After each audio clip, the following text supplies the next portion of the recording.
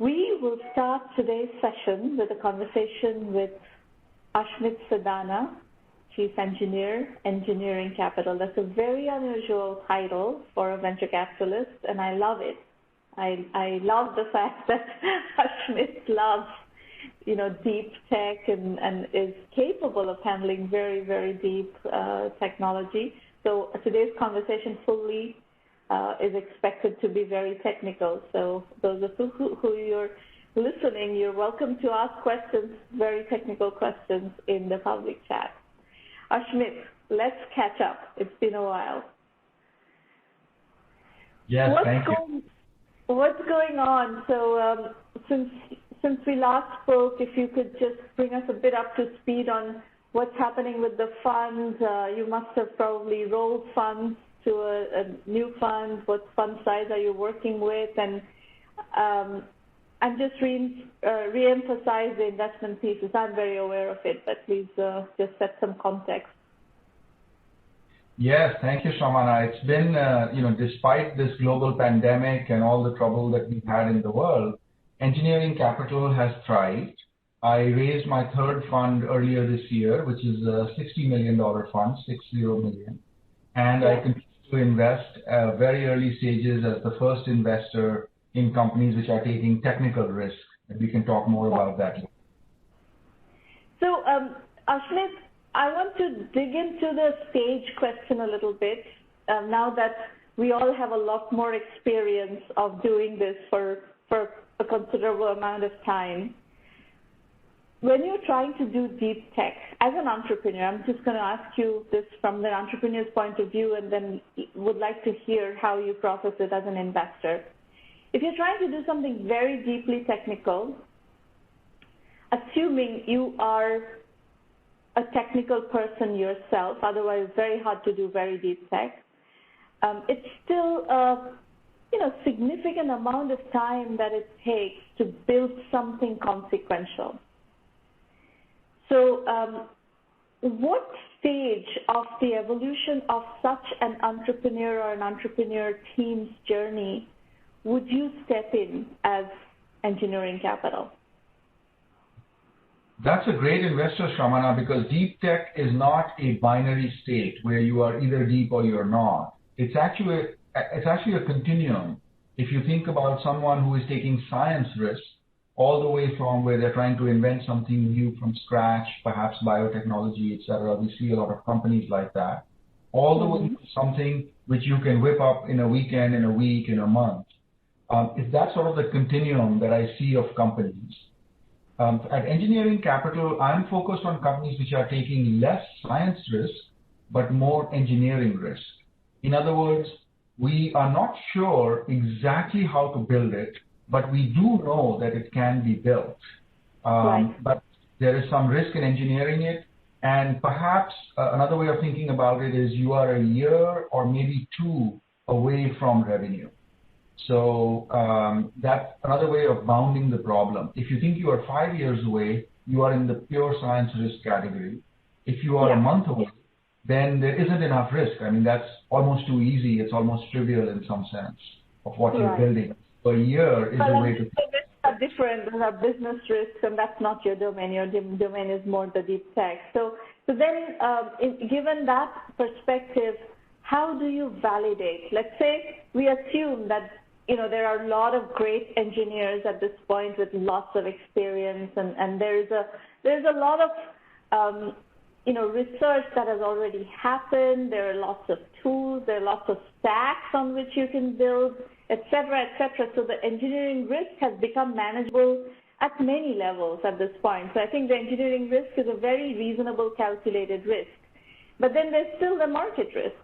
So what methodology do you apply today to do market risk validation? Yes, so just because I take engineering risk doesn't mean that I don't take market risk. The market risk typically comes after you have engineered the product, and so I'm also taking that on.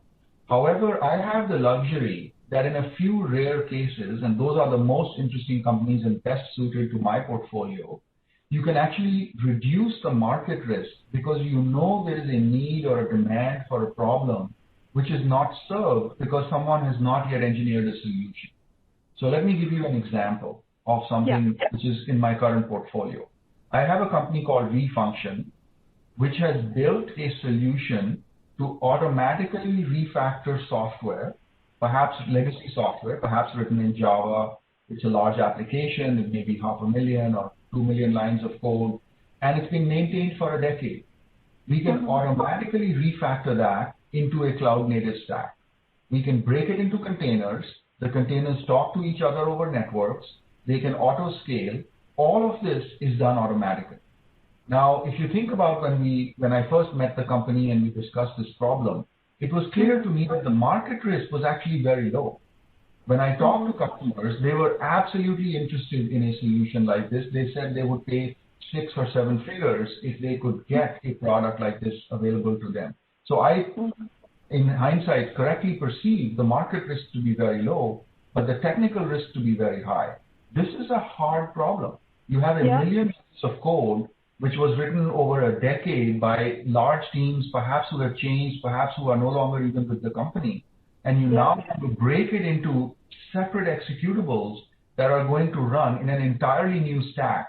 Most people felt it couldn't be done. In fact, when we did technical diligence, I talked to my friends at Google and Microsoft, and they were like, it can't be done. And then, of course, when we showed them the solution, they were like, well, can we buy the company? So, that's a great example of when it was very high technical risk but low market risk. And how do you look at teams for something like this? Is it somebody coming out of a domain with a deep insight into how to solve the problem, even if they haven't written the actual product, but they have enough domain knowledge to signal to you as the investor that they know what they're talking about? In my case, because I am so early, they have almost never written any product. They may have some sample code or prototype or something, but it's rare. Usually there's nothing because I am so early. In terms of the selection of the team, they have to have some form of a technical insight, domain knowledge, enough to be able to take on a challenge like this. In addition to the usual characteristics of a great entrepreneur. So there are some characteristics that I consider horizontal characteristics. Entrepreneurs have to have grit. They have to have perseverance. They have to be a little bit iconoclastic. They have to be willing to break the rules in some interesting ways, think outside the box. Those are horizontal characteristics that an entrepreneur has to have. On top of that, in my particular space, in my area, and the companies that I'm looking at, some form of technical expertise is critical, and that's why I call the firm venture capital for engineers, because typically they're engineers. That doesn't mean they have to have a degree from MIT. That would be amazing, and I'm happy to back people who have degrees from MIT. But that's not what I mean by they have to be an engineer. What I mean is they have to have an understanding of software, of computer science, of how programs are written, and the ability to take on a challenge where maybe you are combining some aspects of compiler design, operating systems, networking, distributed systems. These are all standard topics in computer science that you have to combine to build solutions like this. Ashmeet, I'm going to ask you something that I am observing, and actually we've started covering quite extensively, and I'm very interested in it because I think it's a very powerful trend, which is the platform as a service trend. Historically, it's Salesforce.com that introduced this trend into the market really with Force.com quite a long time ago, and they have a very robust platform on which a lot of entrepreneurs have built their products, and some of them have built huge companies. Viva is my favorite example. The company was built with $4 million in capital, and it's, they raised more capital but never really used it, So this is a company that was built on that stack and just addressed something huge and executed phenomenally and built a really multi-billion-dollar company. And now they're doing other products on their own stack and that they want to do a pass on and so on and so forth. So, but I'm hearing the pass trends from many different corners of our industry. Atlassian is doing a pass strategy. Twilio is doing a communication pass strategy. Shopify is doing an e-commerce applications path strategy. So there's a whole lot of examples, and I think that this is one of the most powerful trends of the business today. Now, when you think about this in the context of the kind of deep tech and the kind of, often you are doing infrastructure layer stuff, how do you process this trend? If you ignore my current work for a second and just look at the state of the IT industry right now, what is happening is that for the first time in about 4 or 5 decades, if you think of the IT industry evolution over the last, let's say half a century, for the first time, we are seeing innovation in all layers of the stack. The way the industry evolved a long time ago, first people were doing a lot of work on chips or computer systems, or for a while it was operating systems or particular applications that got built. And there was almost, 5-year, 10-year periods where that is where all the innovation occurred. And everything else was pretty static. This changed about 6-7 years ago with the emergence of the cloud, with the emergence of, the acceptance of people doing infrastructure as a service, open source, lower cost startups. A lot of trends came together to virtualization. A lot of trends came together, which for the first time opened up all layers of the stack to innovation. So today, as we sit over here, I can meet companies which are building, for example, new forms of chips, even attempting to break the Harvard architecture, which is the famous computer architecture that most companies use, or the 1Mby1M limits that we talk about. I meet networking companies which are trying to do things outside of TCP/IP. I meet infrastructure as a service companies. Of course, we have Amazon, Microsoft, and Google as the big providers, but also companies like Oracle and IBM and SoftLayer and others who are trying to do that. And then we have companies which you are referring to, which is sort of the classical PaaS layer, where people are offering, like Force.com, Salesforce, and Viva is a great example of that, where people have built great businesses on top of them. And then, of course, right at the top, we have applications. We have SaaS companies who are innovating in applications and building interesting businesses around a particular domain, a particular problem that they're offering as a complete solution to the end user. So innovation is occurring at all stages. And when I evaluate a company, what I look at is, where is this particular company's predominant area of innovation? If most of the innovation is in the end user, end problem, the way they have solved the solution, then don't innovate in the other layers. Don't take that risk. And it makes perfect sense if you are a healthcare-focused SaaS provider to build it on, for example, the Salesforce platform. That's a very reasonable choice.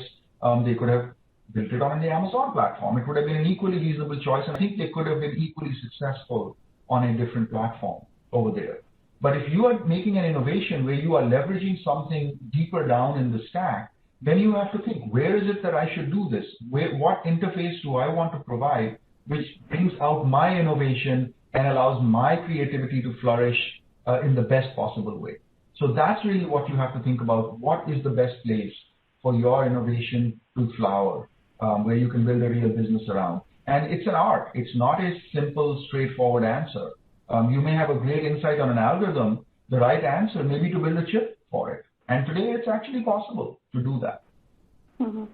Well, and I would say the platform as a service world right now is emerging with the assumption that most of the infrastructure layers innovations are already in there. The domain knowledge for a particular domain or a particular functional area is where the innovation is happening, and then whether it's Shopify for e-commerce or Atlassian in the enterprise collaboration space, or et cetera, Twilio in the communication path space. That's where this class of companies are operating. So I guess where I'm going with this, Ashmeet, is that where is the equivalent of this in the infrastructure layer? For example, I know we cover Qualys very extensively. I know Philippe Courteau for 20 years really well, and I've kind of listened to his thinking evolve. And one of the things he used to sell me on all the time, Philippe is a sales guy, right? He's always telling me on how great Qualys is. So yes, I understand Qualys is great, but the question that arises in my mind is that he thinks that they've created this great architecture on which it's kind of like the razor and blade strategy, where, on that architecture, you can bring in a lot of different components of a holistic security solution. They already have a broad portfolio of security solutions, and his vision has always been that, there will be, 10, 20, 30, 40 more products, but it will all be on that architecture. However, I haven't seen Qualys open that up as a platform as a service such that other innovators can build products on top of other security products on top of that architecture. So that's kind of what I'm asking you for is insights technically. Is there any gating item for the infrastructure layer players to also do the same thing that the application layer players are doing? There isn't a technical gating item. What is going on right now is that people have business strategies that they are following, and they are trying to own certain parts of that stack. And of course, people choose business strategies that play to their advantage.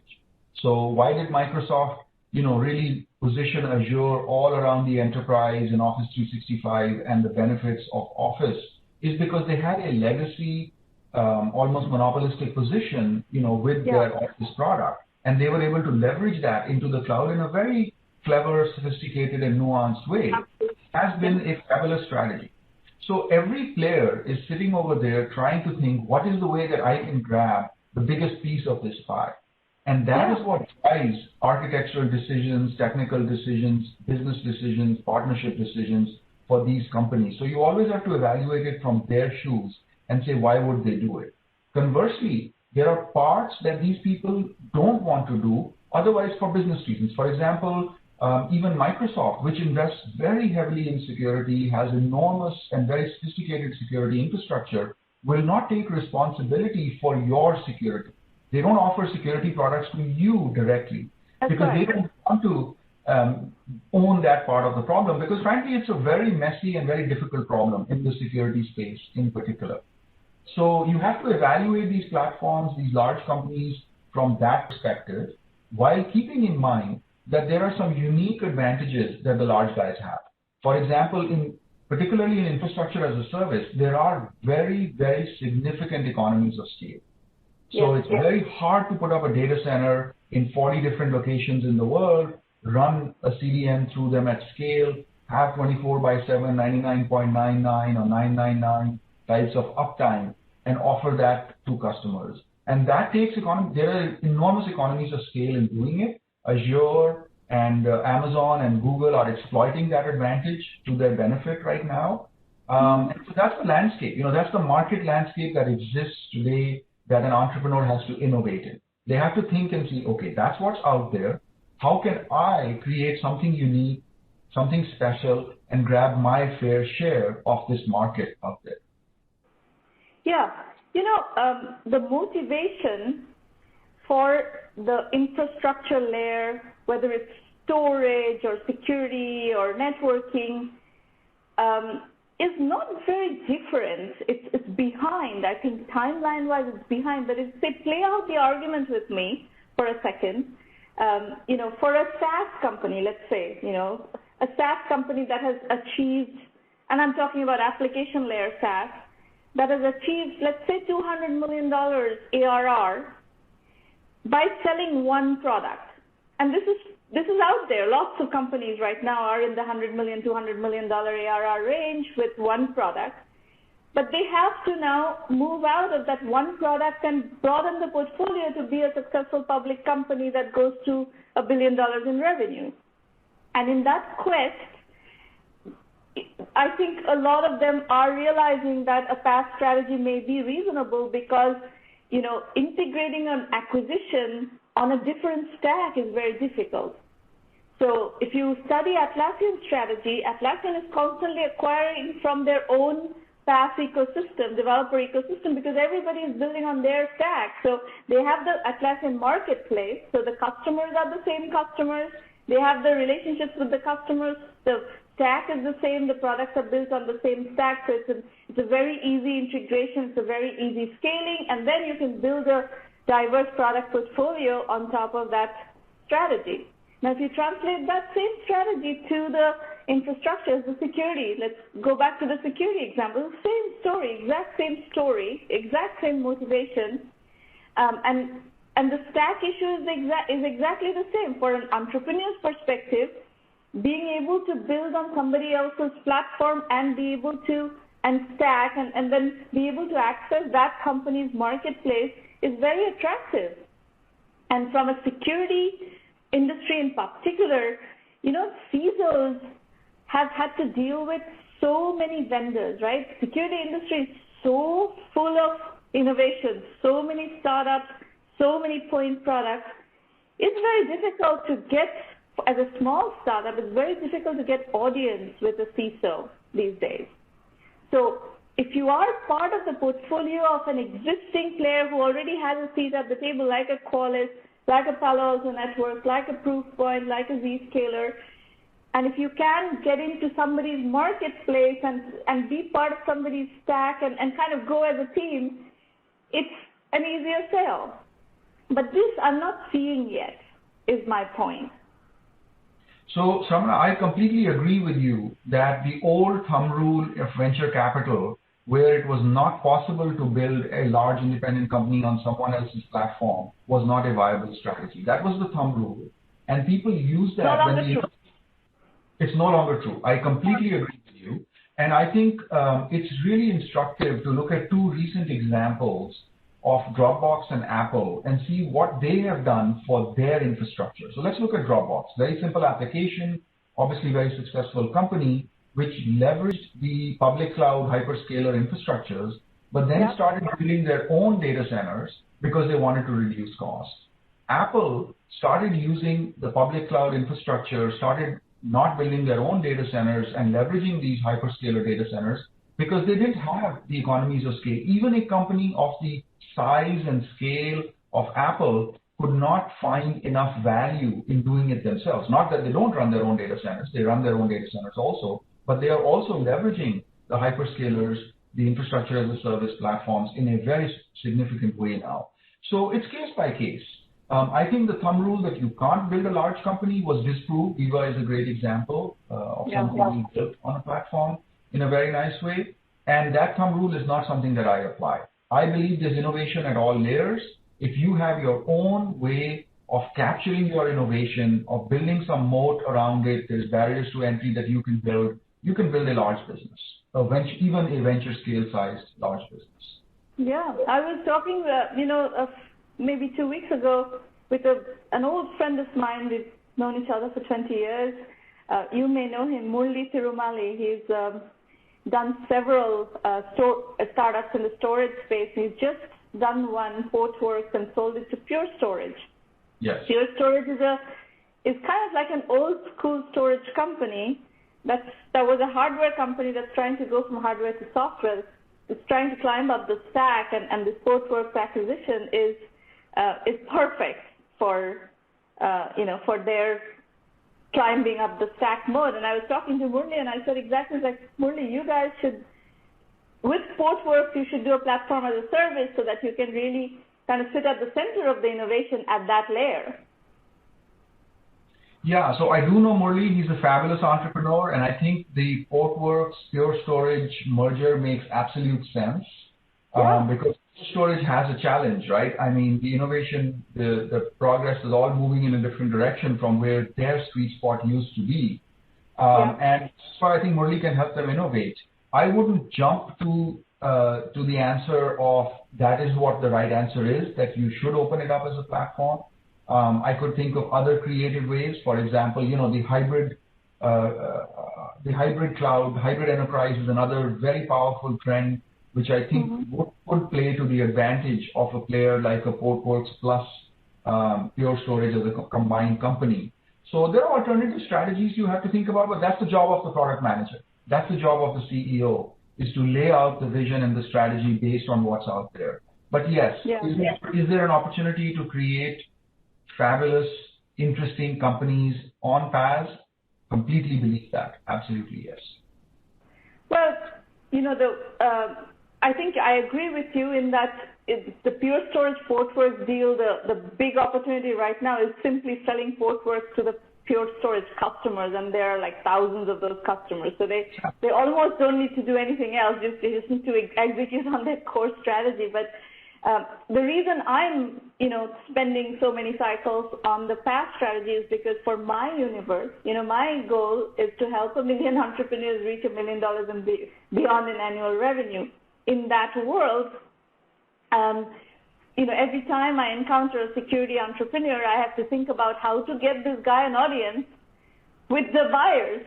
Yes. And we always run into this problem of that the CISO's mental bandwidth is really hard to tap into, and that applies to a lot of enterprise buyers, and so on. So I think, where these clusters, whereas, if you look at a Shopify ecosystem, people who are building apps on Shopify, it's very easy to get to customers through their marketplace. People who are building on the Atlassian marketplace, very easy to get to customers through that marketplace, and so on. So I am very much looking for these ecosystems that entrepreneurs can tap into, and it's a win-win because the business model is really powerful, right? 30%, anywhere between 15 to 30% of the revenues go to the platform owner. So it's basically very profitable revenue if a product finds product market fit and can be sold to a large number of customers.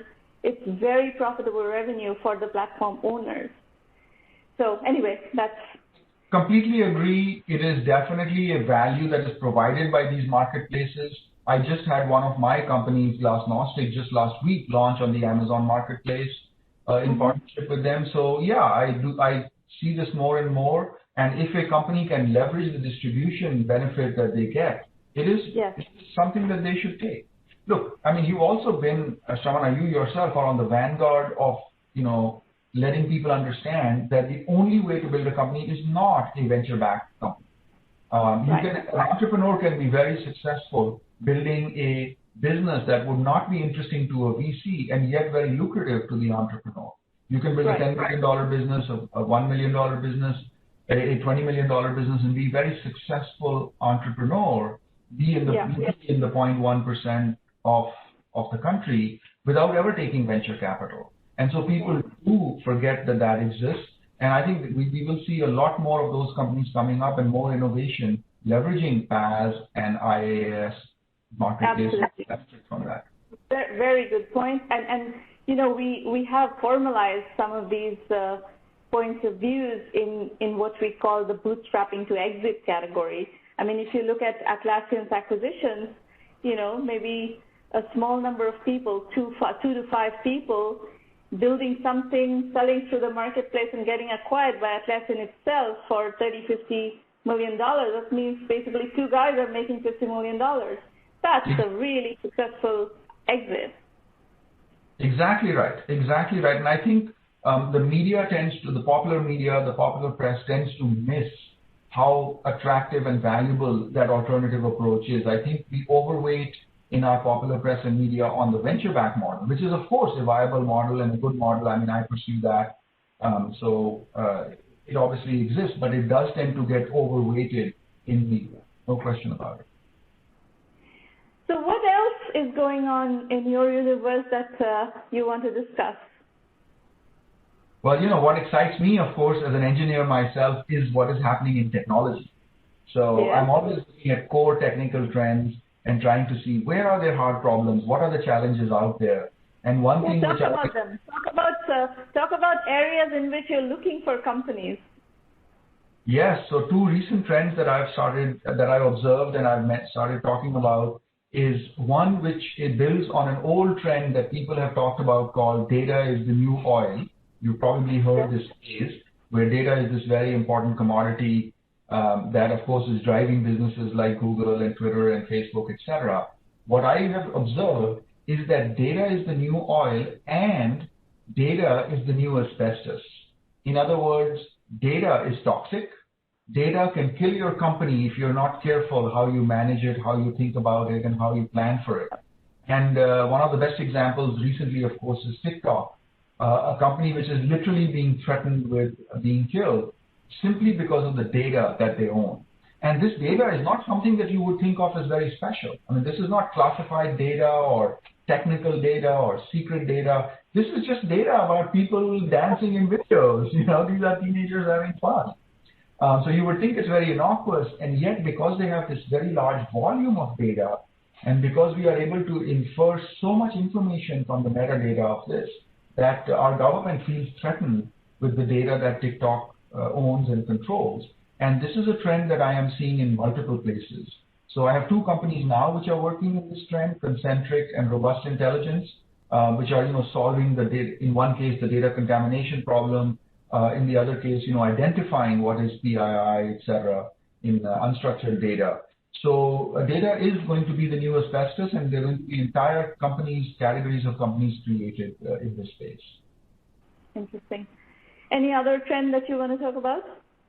The other trend is one that struck me when I watched the Turing Award presentation by Professors Hennessy and Patterson, who have this wonderful observation about the end of Moore's law and the increase in workload, in compute workloads from artificial intelligence.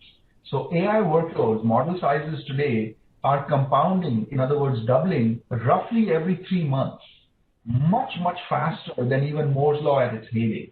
And these two things are on a collision course. Moore's law, of course, has slowed down. It's no longer compounding as fast. And so that is creating enormous pressure in the software stack.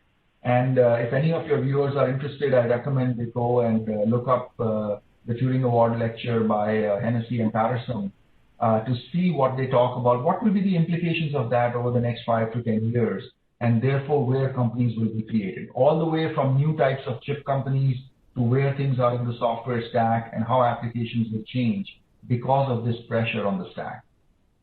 Interesting. So, I have one thought that I want to share with you. You would appreciate this, knowing you. We are facing this in the whole Facebook controversy right now. Facebook was built by a programmer, right? A young programmer who hasn't really studied philosophy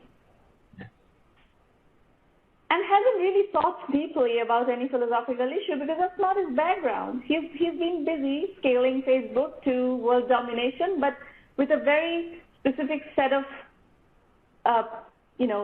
KPIs, one of them being engagement, which basically translates into addiction. Yes. So this is just one example. Artificial intelligence, as it filters through society or spreads through society, we have a ton of engineers and programmers who are building very high impact fabrics of society with no background in philosophy. And I think one of the big questions of our generation is going to be how to merge philosophy with algorithm. You are absolutely right, Shramana. This is 100% true. This is one of the most important questions of our time. But let's recognize that this has always been the case with technology. All the way back to Plato. Remember, Plato was railing against technology. And what is the technology that he was railing against? He said it changed the way our brains work. It changes the way our minds work. And we should not adopt this technology. The technology that he was railing against was writing. He didn't want people to write. He wanted them to think in their minds. And it is a fact that when you write things, you change the way you think about things. And it changes our behavior in the entire human race. In fact, Homo sapiens is a great book which talks about the impact that writing had on civilization. The same thing happened with nuclear technology. Oppenheimer was not a philosopher. He was a physicist. The Manhattan Project was built by physicists and engineers. And of course, it had a huge impact on the world. The steam engine was not built by a philosopher. Stephenson was also an engineer. So every time we build a new technology, we have faced this challenge. I believe humanity is up to it. And yes, today the crucible is Facebook, Twitter, Google. They are on the vanguard of where this battle will be fought. And we as a society need to decide what we are going to do about it. We can't just leave it to Mark Zuckerberg or leave it to Jack Dorsey to decide what will they want to impose, what is truth, what is right, what is wrong, who should get engagement. Those are very important decisions with social, political, economic, cultural impact that the society is going to have to deal with. Very good. On that note, to be continued.